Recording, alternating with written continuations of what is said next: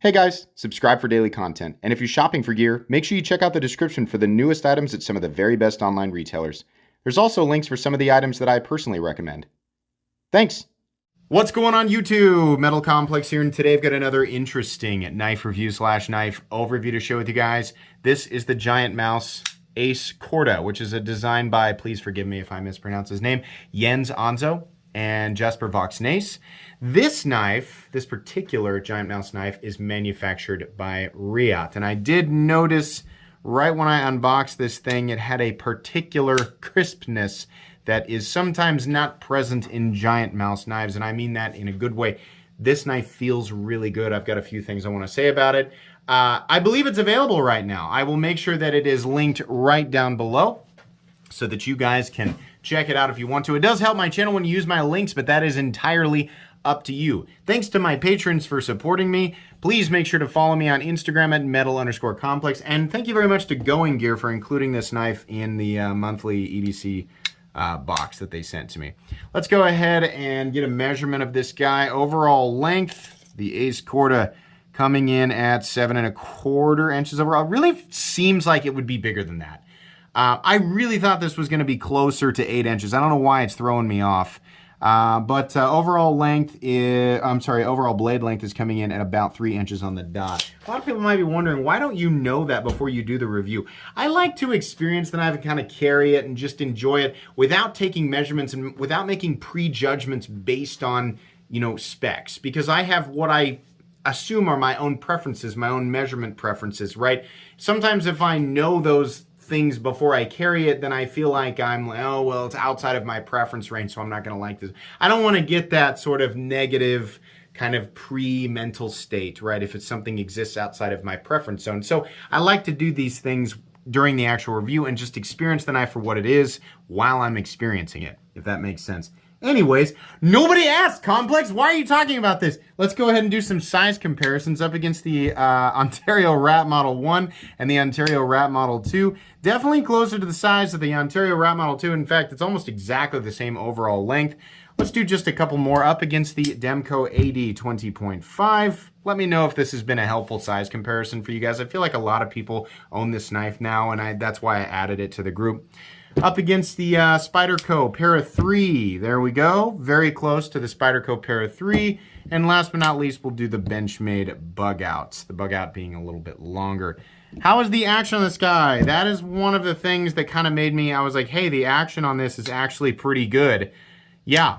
The flipper tab is a bit pokey. It's got some sharp edges here. I would not recommend, I mean, you can push button it, it'll work. You're going to get that peak really poking into your finger. It really feels better to light switch it.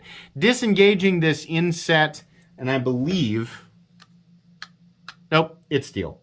Disengaging this inset steel liner lock is actually pretty easy thanks to a nice large scallop there. And then as you can see here, it really just takes a little bit of encouragement and is sucked down by that very nicely tuned detent. Give you a look. Ah, that's nice. I like that. Yeah, the action feels pretty good. Normally I just expect, when I pick up a Giant Mouse, normally I'm like, it's going to be kind of it's going to be kind of blah. Right? It's just nothing against Giant Mouse. I've just never felt like a lot of their stuff has just never really felt the way that I thought it should feel. This one feels really good. So yeah, I like the action. The flipper tab's a little bit pokey, but everything else is really great. Let's go ahead and do carry profile. Thickness up against the Spyderco Para 3. You can see here it's a little bit thinner. Length and height up against the PM2 and Para 3. You can see here, whoops, that's the AD 20.5. What happened to the Spyder? There it is. Sorry.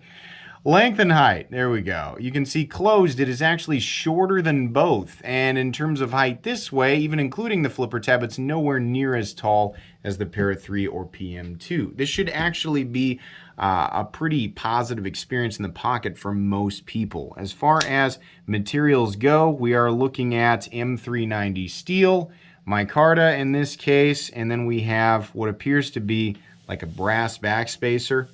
The material on the backspacer, I'm honestly unsure of it. It could be gold and aluminum, right? But it appears to be brass. You can check out the link in the description for all of the variations of this knife and specifics on, the materials that it comes in. And then we have some recessed steel liners on both sides, which is a nice touch, right? Instead of just doing solid micarta, it is backed up by steel in here, and same on this side. That's really nice, something to take note of when we're looking at the price. Let's go ahead and get the weight on this guy. Weight. Wake up. Okay. Weight is coming in at 3.77 ounces, so ratios are not perfect, but they're also not bad. The weight is also, just on the general good side, right, if we're just isolating the weight. Balance is a bit behind the pivot. We're looking at probably 2/3 of an inch to 3/4 of an inch behind the pivot, but truthfully, in hand, it really doesn't feel all that heavy. I mean, this is a sub 4 ounce knife. Most people are not gonna have an issue. If you wear wax paper pants, kidding. If you wear jogging pants every single day, this probably isn't gonna be the knife you want in your pocket. Most other people will not have an issue. Let's go ahead and do a hardware check. Get out my tools as per usual. My tools are very inexpensive and very recommendable. You can find them right down in the section of my description that talks about the tools I use on this channel. Most likely we're looking at a T8 for the pivot. Yep, that's the case. And then also, look at this, T8 for the body screws. Wonderful. And I don't know why I'm checking that one. And for the pocket clip screw, which is also great. Just one screw. Yeah, this should be really easy to take apart. And, all T8 heads, that's great. Wonderful. Hats off to the designers and to the manufacturer here, Giant Mouse. Let's see. Do we need to check anything else? Yeah, probably the blade stock thickness. That would be a good idea. That looks fairly thick, but I'm almost always wrong about this measurement. Pretty medium. 130, it says 137, probably 135. Okay, no, we're changing it to 135. Yeah, 135 thousandths, which is about, this is kind of a medium to full-size knife, and that's about a medium to full-size blade stock thickness. I mean, it's very, very much like right within the parameters of average, right, when we take these measurements. Okay. Let's go ahead and talk about the meat and potatoes here. This looks like a lot of different Giant Mouse knives that I've seen before, and I believe the Corta, if this is... I looked back and thought, I feel like I've reviewed that, and I hadn't. And then I realized maybe I've just heard it a lot, and I was like, I have to have heard it a lot. I think this design has been around for a while, and I just have not reviewed it. Even somebody like me who literally uploads 2 videos a day, that's true. If you didn't know, if this is the first time venturing to my channel, I have been uploading 2 videos a day for over 3 years without skipping a single beat. Seriously, you can go back and check. I have not missed a day.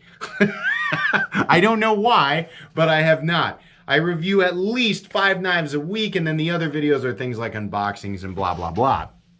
But I thought, I probably have reviewed this, right? And it turns out it's one of those knives that even though I review so many things and get my hands on so many things, I just have not handled this knife yet, right?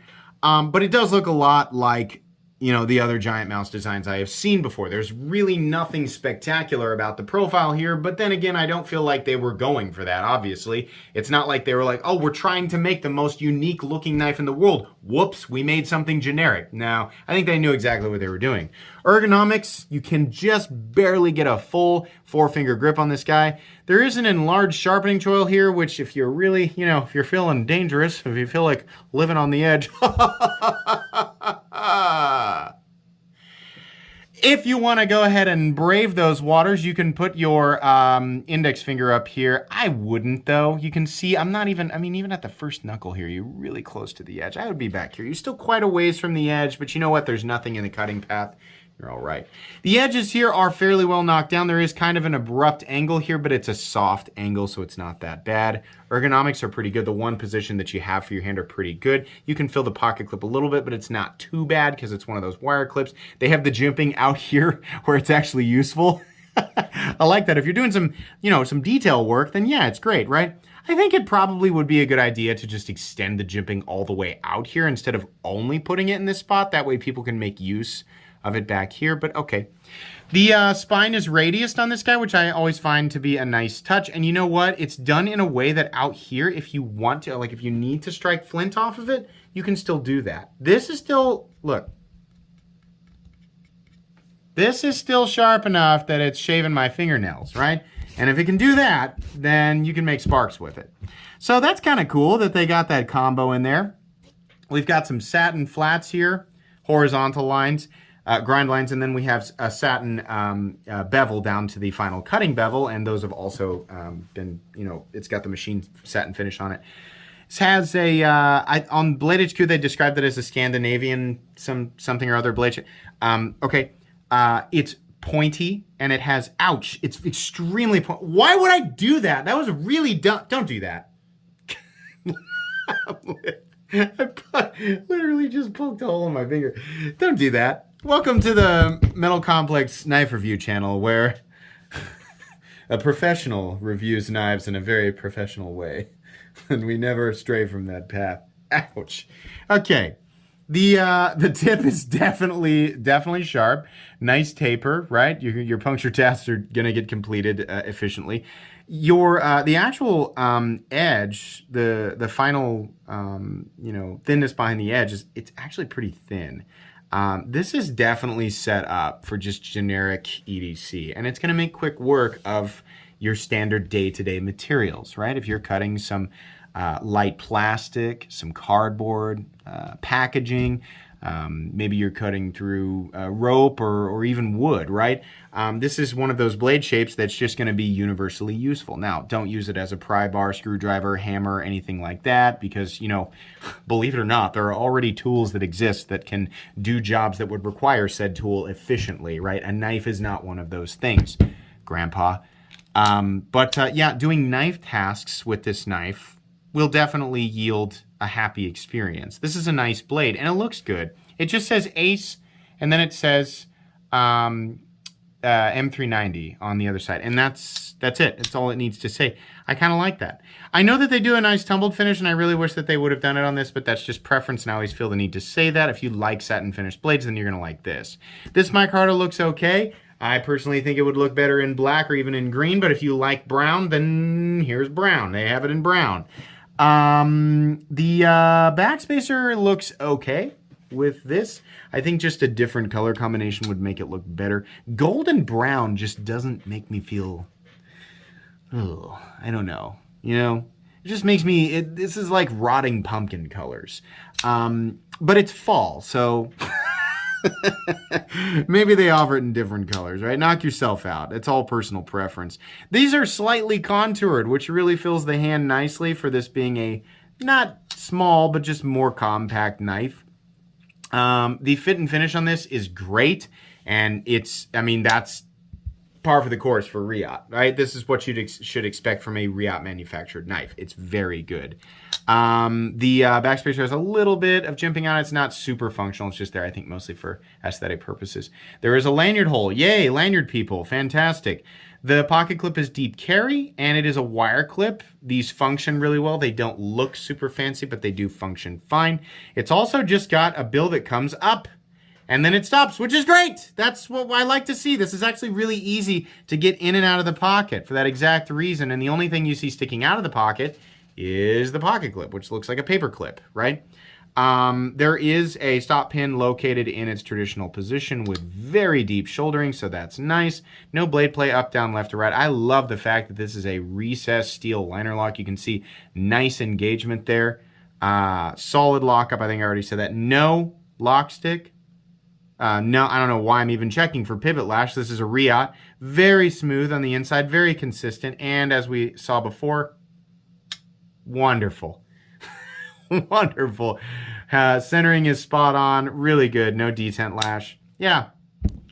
This is a good one. So these are made in China, but it's made by Riot, right? If you're new, when you hear made in China, you think, oh, so it's garbage. There's junk made from every country. And there's premium stuff made in every country. Riot is one of those manufacturers that's making not only some of the best knives that come out of China, but truthfully, and this is always hard for some people to hear, truthfully, they're making some of the highest quality pocket knives in the world. Talk with anybody who's been around in the knife community for the last, I don't know, decade. Yeah, Riot's making some of the best stuff out there. Their manufacturing quality shines through with this guy. So if you like everything about, you know, these some of these giant mouse designs, or specifically, you know, Jens Onzo and Jasper Voxnace, if you've enjoyed their stuff in the past, when they combine their design language with Riot manufacturing, oftentimes it just, well, in this case, I say oftentimes, in this case, it has translated perfectly. There's a couple of weird things, you know. I mean, a lot of what I mentioned was just personal preference. The flipper tab is a little bit sharp, right? You're a little bit far from the cutting path in this position, and you're a little bit cramped ergonomically, at least with my hands. If your hands are smaller than mine, it'll probably be a lot more comfortable. If your hands are bigger than mine, you're going to be slipping off the edge. All in all, this is a fantastic day-to-day, you know, premium flipper. The price comes in at $195, which initially is like, wow, there's a lot of stuff out there that's full titanium coming in the same price. But then again, this is Riot. Personally, I will always pay a little bit more for something that's manufactured by Riot because they always get almost, like, pretty much everything right. It's very rare. I can't even think of a time where Riot has messed up something, like fit and finish wise, right? There's a lot of companies who have gone with different OEMs on their project, and I've gotten a hold of them and thought, they kind of screwed up here. They should have gone with Riot, right? This edge is a little boogery. This edge is a little poopy, right? I don't like that. There's no, Riot has like a no boogers and no poopy policy with their manufacturing process, and I like that. This is good. At $195, I can't be too upset about it. Again, yes, there are knives utilizing the exact same materials for a little bit less money right now, but are they up to Riot standards? Say from a small group of companies that are up and coming and will likely raise their prices at, you know, as soon as they become popular enough. The answer is no. Riot is still up there leading the pack, right? So I don't really have that big of a problem with this. It would have blown my socks off at $150, but at $195, if I had not, you know, did I not say the price yet? $195, just shy of $200. It's all right, right? It's not my favorite price in the whole world, but it's not making me angry. Generally speaking, this is a recommendable knife. I don't think I've put too many giant mouse knives on my most recommended knives playlist, but this one's gonna go there. This is pretty cool. All right, that's gonna be pretty much it. Like I said, this knife is available, so if you wanna check it out, link in the description. Please make sure to follow me on Instagram at metal_complex. If you enjoyed this video, leave a like. If you'd like to check out my other content, I do, of course, have lots of videos of knives that are either expensive or inexpensive that I do or don't like, so check those out. And if you enjoy all my content, go ahead and click on that Metal Complex logo right there and subscribe because there's definitely more coming. Thanks again for watching, everybody, and have a great day.